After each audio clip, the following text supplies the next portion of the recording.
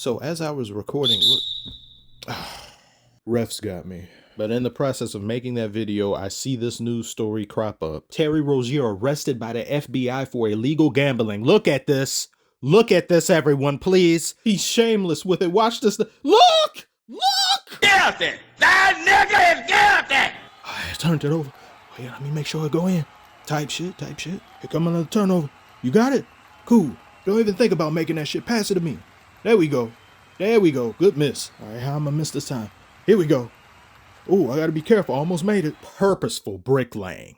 Deliberate deficits. Intentional incompetence. But before I could even finish the video that I was making about Wembanyama, I see this. And Billups, ABC News is reporting, is tied to an illegal poker operation tied to the Mafia.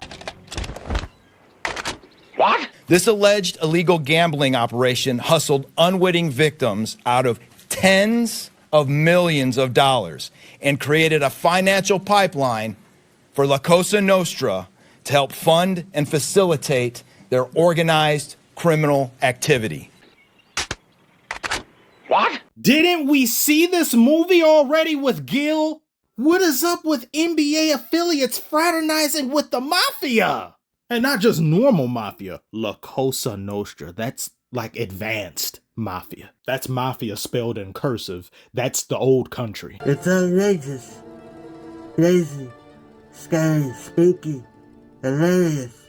This alleged scheme wreaked havoc across the nation, exploiting the notoriety of some and the wallets of many to fund the Italian crime families. It was found that they referred to these victims as fish, common flounder, who were then lured to participate in poker games with the opportunity to play with former professional athletes. What the participants didn't know was that everything was rigged. Chauncey and them were using x-ray tables that could read cards upside down, contact lenses, glasses that could read pre-marked cards, and secret cameras in card trays. What's with the specs, Bender? They're my lucky shades.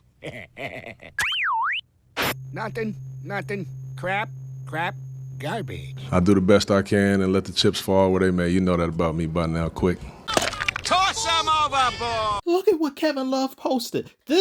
I can't believe what the hell is happening in this league? Deception. And outrage. Disgrace. For shame. Adam Silver says, if you don't want anything to do with sports betting, if you have a youngster in your home or you don't want them to see those fields, it could be password protected. All those fields are going, you're trash!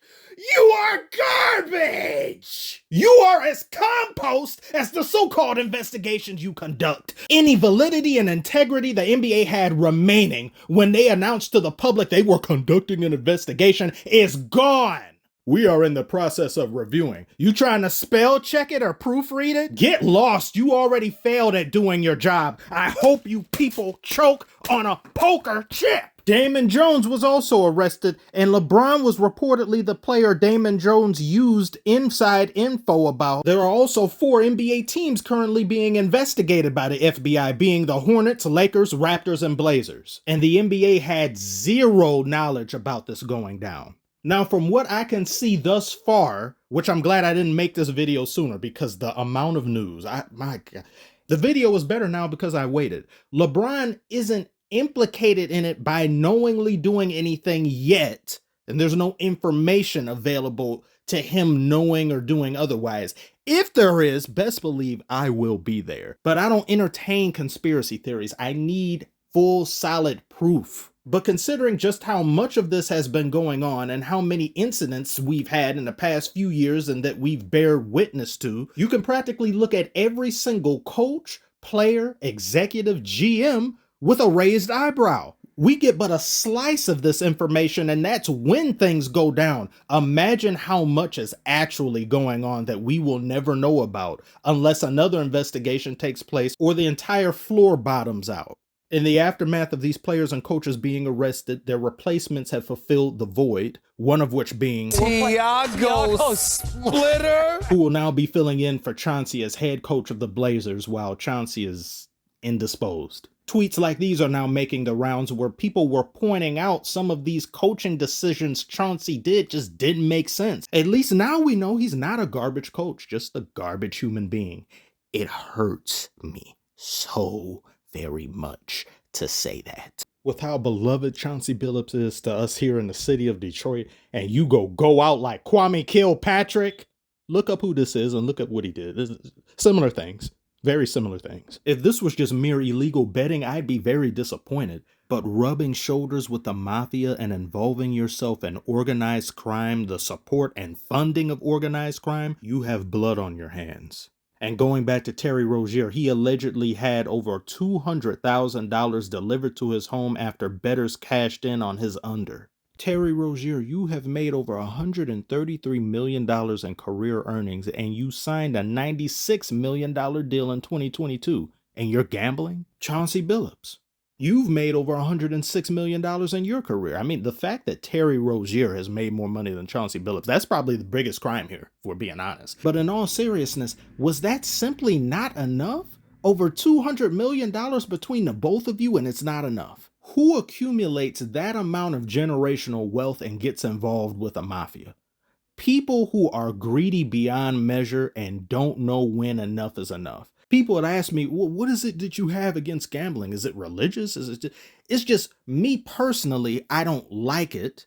It's not necessarily having anything to do with religion, but I also see the practice as nefarious because you are essentially peddling addiction to people. And ESPN had the gall and temerity to talk about how bad of a situation this is when it comes to gambling with an ESPN sports bet logo at the bottom. Oh, look, they got rid of it. Somebody in the back, Jim, you should probably get rid of that. He's, yeah, right. Ooh, that was a close one. We almost misread the room, Dan.